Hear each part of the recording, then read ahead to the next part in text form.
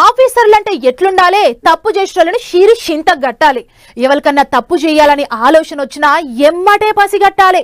Duty కోసం పానం ఇయ్యాలి, చెప్పిన పని ఎమ్మటే చెయ్యాలి. ఇగో గిట్ల ఆఫీసర్లందరినీ ముంగట కూకోబెట్టుకొని గట్టిగానే క్లాసు వీకిండ్లు లీడర్ సాబులు.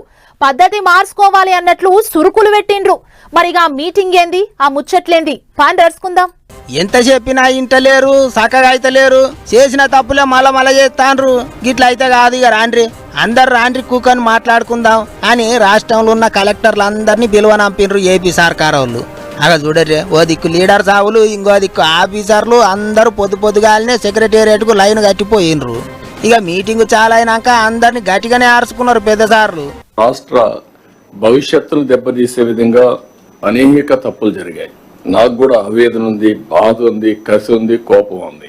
కానీ అదే సమయంలో జాగ్రత్తగా చేయకపోతే ఇంకా డిమారలైజ్ అయ్యే పరిస్థితి వస్తుంది. కాబట్టి నేను ఎక్కడా కాంప్రమైజ్ కాను. Be clear all of you. మీలో కూడా సమర్థత పెంచుకోవాలి. తప్పు చేసిన వాడిని మాత్రం ఎట్టి పరిస్థితుల్లో చట్ట ప్రకారం శిక్షించాలి.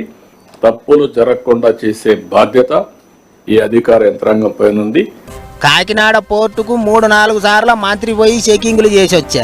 తానోసారి పోయి వార్నింగులు ఇచ్చొచ్చా. అయినా సుత ఇంకా ఇప్పటికి రేషన్ బియ్యం దొంగతనం చేస్తాన్రు, బయటి దేశాలకు పంపిస్తాన్రు. అరే ఆఫీసర్లు ఏం చేస్తాన్రో ఏమోనని మస్తు నారాజైండు డిప్యూటీ సీఎం పవనాలు సారు. లాస్ట్ టైం మేము ఎన్ని చూస్తా ఉంటే, ఇఫ్ కలెక్టర్స్ కూడా for example in Kakinada there were 3 check post. Honourable minister for civil supply Nadendla Manohar గారు వెళ్ళి 3 చెక్ పోస్టులు పెట్టిన తర్వాత కూడా చాలా ఇష్టారాజ్యంగా స్మగ్లింగ్ రవాణా జరుగుతూ ఉంటే we don't know whom to blame.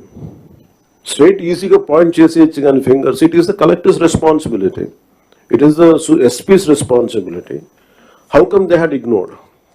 And it was quite disappointing for us. Into మాకైతే పర్లేదు, we are not here for making money, we are want do something. ఇది ఒకటే కాదు, పెద్ద పెద్ద చదువులు చదువుకొని కలెక్టర్ సీట్లు ఊకొని తప్పులు జరుగుతా అంటే చూసి ఊకుంటారు. ఎట్లా గిట్ల అయితే అన్నట్టు సురుకులు పెట్టిండు. ఇంతమంది ఐఏఎస్ అధికారులు ఉన్నారు, ఇంతమంది సీనియర్ బ్యూరోక్రాట్స్ ఉన్నారు. How come none of them had raise their objection? అంటే మాకు కామన్ మెన్ ఎలా ఉంటుందంటే, బయట నుంచి చూస్తే యూఆర్ ఆల్ ఎక్స్ట్రీమ్లీ లైక్, మీరు ముసోరి లాంటి చోట నుంచి వచ్చి ఐఏఎస్లు చదివి, how come you didn't say no to that? How come you haven't objected for anything, any wrongdoing? మాకు చాలా ఆశ్చర్యంగా ఉన్నది. ఎందుకు మీరు ఇంతమంది ఉండి ఇంత ఫిజికల్ ఇర్రెగ్యులారిటీ జరుగుతుంటే ఎందుకు మాట్లాడరేంటి, ఏం చేయరేంటి అనేది మా నిస్సహాయత, మా ఆవేదన. It was quite painful. It was quite మాకు గిట్లా మస్తు సేపే నడిచింది మీటింగు. పాత సర్కారు వాళ్ళు ఉండంగా ఆఫీసర్లను చెప్పు చేతల్లో పెట్టుకొని మామూలు తిప్పల పెట్టిండ్రు. వాళ్ళు ఎట్ట చెప్తే మీరు అట్ట చేసిండ్రు. మరి ఇప్పుడు సరిగ్గా పని చేయమని మేము చెప్తుంటే ఏంటికి చేస్తలేరు చెప్పుర్రి అని ఓ దిక్కు ముఖ్యమంత్రి, ఇంకో దిక్కు ఉప ముఖ్యమంత్రి 2 దిక్కులకేంచి గట్టిగా అరుచుకున్నారు. హే చేస్తాం ఏంటికి చెయ్యం అన్నట్టే తలకాయ ఊపినరు కలెక్టర్లు.